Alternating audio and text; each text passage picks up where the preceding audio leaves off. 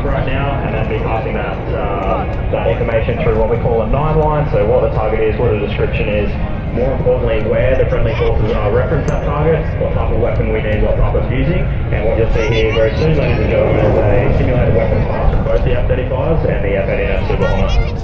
And there is some pyro ahead. Get the cameras out for a photo of it.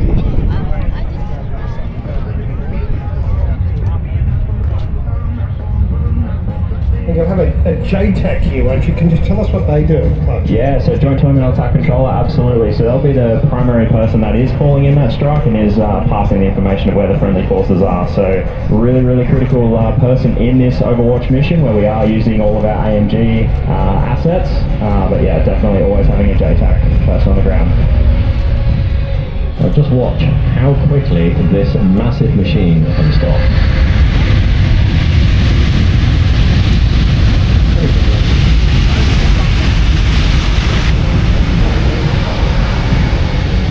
That ramp will come down fairly quickly as well, and you'll see a really fast move from our security forces back onto the aircraft to get into a safe environment so that they can take off.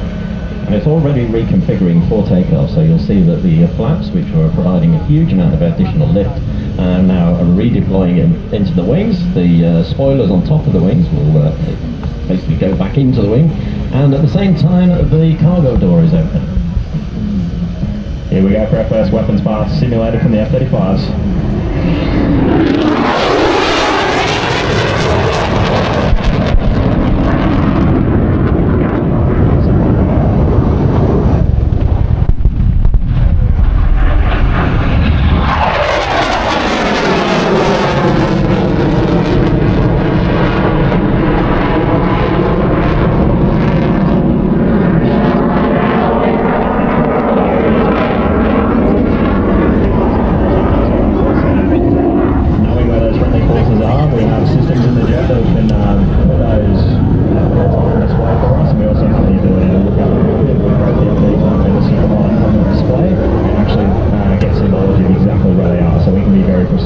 With friendly forces, and it's very important as well.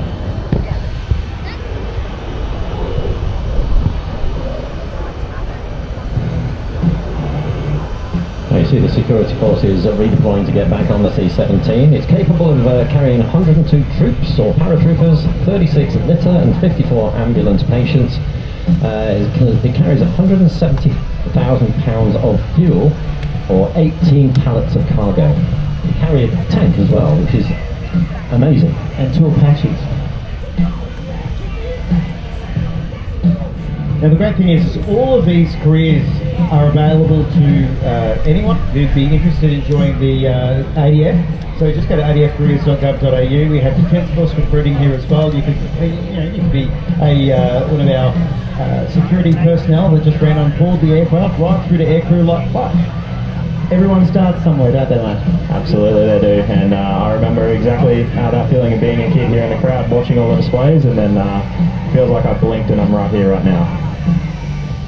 So growing up you watched obviously Riverfire in Brisbane, you mentioned that earlier, and you got to fly that last year. Yeah, I sure did. It was a once in a lifetime opportunity, but definitely that childhood dream that I had as a kid watching the display.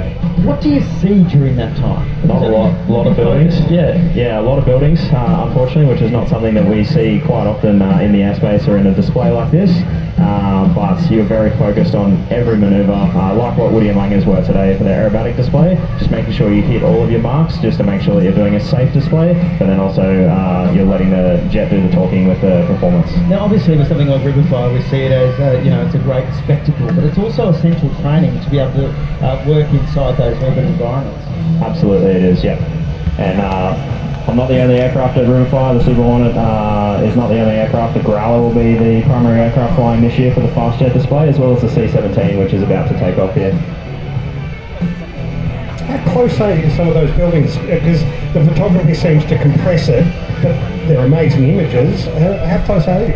Yeah, so our minimum distance that we have is we need to be outside of 250 feet, so less than 100 meters from the buildings, which is quite close, but it takes a lot of preparation and planning and simulator events before we actually get authorized to go in and fly the display.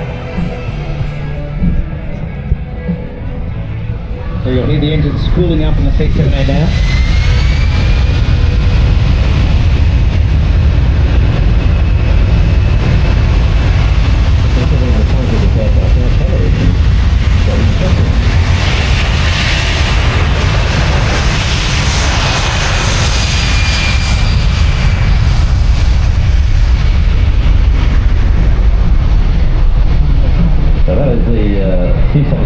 Roadmaster operated by 36 Squadron at RAF Base Amberley. We will see a Pacific, hopefully a C17 later on doing a display.